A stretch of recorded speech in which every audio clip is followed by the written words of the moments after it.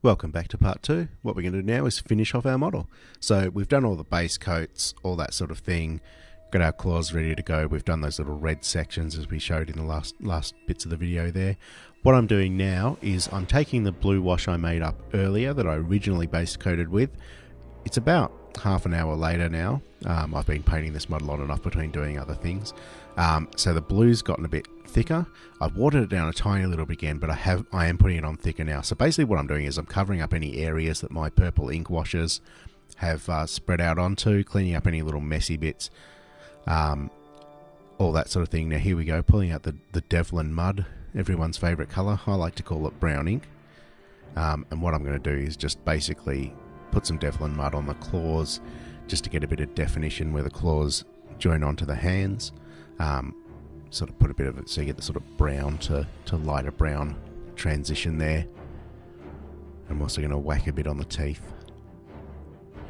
So doing his fingernails, his front claws, his toes. And this is all just over the, I think it's the Hammerfall khaki from P3. Now I'm just getting a much lighter blue and I'm going to dry brush.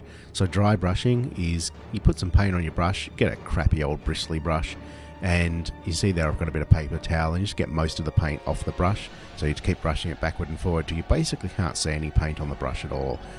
And I'm just brushing this onto the blue areas and that's going to give us a bit of a highlight. Just being careful not to go onto the purple with this one. I'm using a fairly small brush for this. Just an old crappy brush that was a bit dead. Now what I'm going to do, I'm going to take this is GW, I think it used to be called Worm Purple. I'm not sure if they even make an equivalent to this. And I'm just dry brushing that onto the purple areas, onto those back plates there, and just down the tail a bit. Just to put a sort of medium highlight on those. Now what I've done is I've taken that same worm purple and I've mixed a bit of white paint into it. And you can see there, just dry brushing that on, just to do a really extreme highlight.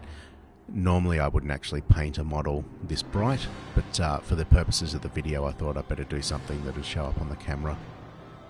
Here I'm just dotting the eyes with a bit of white paint. Right eye's not so good, but that left eye came up really nicely. Just doing a bit of paint on the teeth there as well, just to make those pop up. There you go. Lovely painted Genestealer.